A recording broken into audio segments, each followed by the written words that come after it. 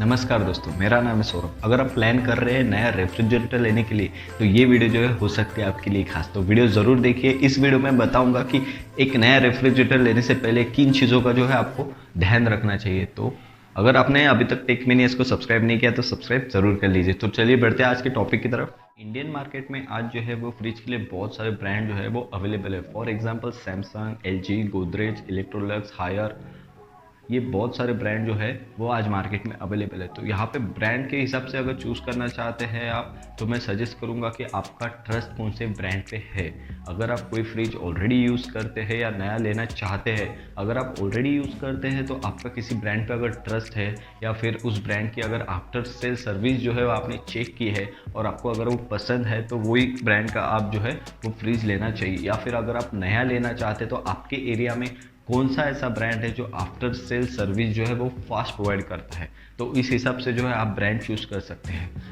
India में सबसे अच्छे ब्रांड जो है अभी फिलहाल आफ्टर सेल सर्विस में जो है वो अव्वल नंबर पे आते हैं, जैसे कि सैमसंग जो है, एलजी है, गोदरेज है। ये जो बड़े बड़े ब्रांड जो है ये अपना आफ्टर सेल सर्विस जो है वो बहुत जल्दी प्रोवाइड करते हैं। तो अभी बात करते हैं कि कितना बड़ा फ्रिज आपको लेना चाहिए।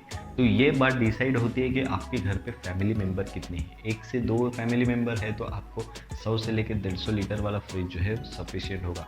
2 से 4 लोग जो रहते हैं अगर आपके घर पे, तो आपको जो है वो 200 से लेके 150 से लेके 250 लीटर का फ्रिज जो है सफिशिएंट होगा।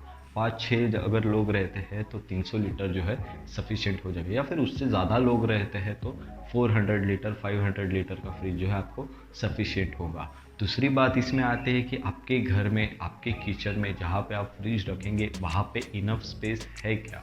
अगर आपके घर पे स्पेस नहीं है, अगर आप डबल डोर का फ्रिज लेते हैं तो बहुत बड़ा फ्रिज हो जाएगा, आपको जो है वो जगह नहीं मिलेगी, क्योंकि उसे रखने के लिए एक्चुअल में बहुत बड़ी जगह लगती है।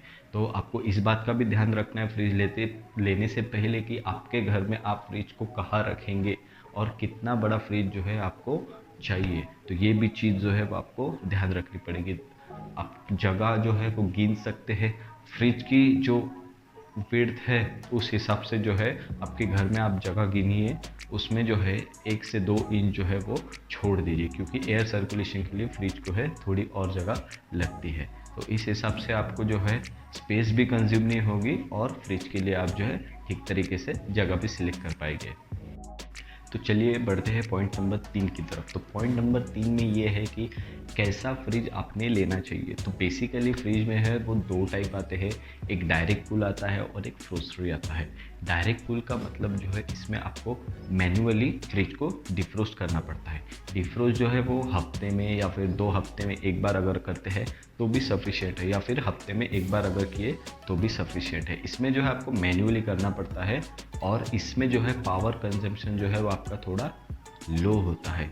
और रही बात दूसरे की, जो फ्रोस्ट फ्रीज रहता है उसमें जो है आपको मैन्युअली डिफ्रोस्ट करने की ज़रूरत नहीं रहती। उसमें जो है पहली बात तो उसमें ज़्यादा बर्फ़ जमती नहीं, क्योंकि उसमें बर्फ़ आती नहीं। उसमें जो है डिफ्रोस्ट का है वो ऑटोमेटिक सिस्टम होता है, वो फ्रिज ऑटोमेटिक डिफ्रोस्ट कर देता है खुद को, उसमें मैनुअल करने की ज़रूरत नहीं। लेकिन इसमें एक कौन ये है कि इसमें थोड़ी इलेक्ट्रिसिटी ज़्यादा लगती है। तो कैसा फ्रिज ले, ये जो रिक्वायरमेंट है या फिर ये जो पॉइंट है ये आप पे डिपेंड करता है आपकी क्या रिक्वायरमेंट है फ्रिज से। अगर आप बहुत डिफ्रोस्ट करना नहीं चाहते मैन्युअली, ये सब ऑटोमेटिक हो जाए ये चाहते हैं, तो आप फ्रोस्टरी फ्रिज जो है उसके लिए जा सकते हैं। इसकी बात करते हैं कि कंपनीज की तरफ से कुछ फीचर्स जो है वो फ्रिज में प्रोवाइड किए जाते हैं, जैसे कि कन्वर्टेबल फ्रिज। कन्वर्टेबल फ्रिज मतलब जो है आपका फ्रीज़र सेक्शन है और फ्रिज सेक्शन जो है ये दोनों को आप जो है कन्वर्ट कर सकते हैं। एक तो पूरा फ्रिज बना सकते हैं या फिर पूरा फ्रीज़र बना सकते हैं, या फिर दोनों को अल्टरनेट में चेंज कर सकते हैं। ये कंपनी के हिसाब से जो है हर कंपनी के जो है इसमें फीचर्स जो है वो थोड़े अलग अलग आते हैं। दूसरा फीचर आता है इसमें, बेसिकली सभी फ्रिज में, सभी ब्रांड के फ्रिज में है ये फीचर आता है, ये दूसरे नंबर का, जो स्टेबलाइजर फ्री ऑपरेशन रहता है। स्टेबलाइजर फ्री ऑपरेशन में मतलब क्या होता है कि इसमें जो है आपका जो कंप्रेसर रहता है उस कंप्रेसर को है एक ऐसा डिवाइस प्रोवाइड किया जाता है जिससे जो लाइन में फ्लक्चुएशन जो होता है, इलेक्ट्रिसिटी में जो घर में फ्लक्चुएशन होता है, उससे जो है वो कंप्रेसर को प्रोटेक्ट कर सके। बट एक्चुअली इसके रियलिटी ये रहती है कि स्टेबलाइजर फ्री ऑपरेशन जो ये पूरे फ्रिज के लिए नहीं होता है।